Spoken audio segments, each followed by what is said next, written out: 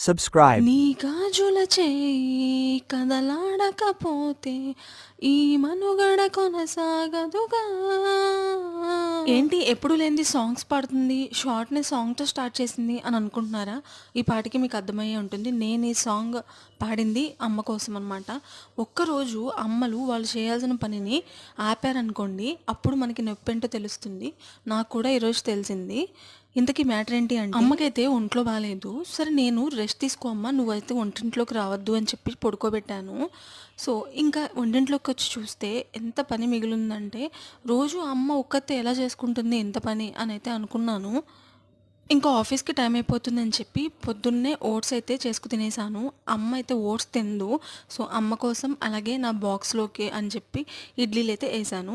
నేను వంట చేయాలి అంటే టైం అయిపోతుంది గదా అని చెప్పి ఇంకా ఇడ్లీలైతే వేసేసాను. మీరనుకోవచ్చు నువ్వే చేయొచ్చు కదా మీ అమ్మకి హెల్ప్ అని. నేను కూడా చేస్తానండి. కాకపోతే కొంచెం చిన్న చిన్న పనులైతే చేస్తాను. కానీ మొత్తం పనులు మనమే చేసుకొని ఆఫీస్‌కెళ్ళాలి అంటే ఎంత కష్టం అనేది ఈరోజు తెలిసింది.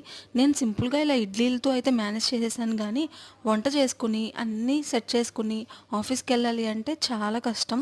మా అమ్మ మాత్రం మా చిన్నప్పుడు అలానే అన్నీ చేసి కూడా రెడీ చేసి స్కూల్‌కి పంపించి అప్పుడు ఎళ్ళేది. కానీ ఎప్పుడు నేను ఇలా చేయలేకపోయాను, కష్టపడ్డానని ఎప్పుడు చెప్పుకోదు మా అమ్మ. ఇలా ఇడ్లీలేసేసిన తర్వాత బాక్స్‌ని అలానే పెట్టేస్తాం గదండీ! అలా కాకుండా చక్కగా నీట్‌గా గరిటెకున్నదంతా గూడా తీసేసి, ఆ తర్వాత మనకి బాక్స్ చుట్టూ ఉన్న పిండి గూడా తీసేసి మధ్యలో ఏసేసామనుకోండి, కొంచెం కష్టం అనుకోకుండా ఇడ్లీలేసిన తర్వాత ఒక్క 2 మినిట్స్ దీనికి కేటాయించామంటే మనకి బాక్స్ అనేది నీట్‌గా ఉంటుంది అప్పటికప్పుడు. ఇదైతే మా అమ్మ మాకు చెప్పింది ఇలా చేయాలి అని. సో, అలా చేస్తే మనకి మెస్సీగా లేకుండా ఎప్పుడు తీసినా గానీ పిండి ఫ్రెష్‌గా ఉంటుంది. అది చుట్టూ అంటేసుకుందనుకోండి, ఆ పార్ట్ అంతా కూడా ఎండిపోయి గట్టిగా అయిపోతుంది.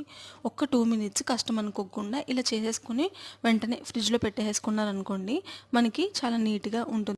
మా అమ్మనే కాదు, మన ప్రపంచంలో చాలామంది ఆడవాళ్ళు అలానే చేస్తున్నారు. ఇంటి పని, ఆఫీస్ పని మేనేజ్ చేసుకుంటూ హ్యాపీ లైఫ్‌ని లీడ్ చేస్తున్నారు. వాళ్ళందరికీ నా సెల్యూట్.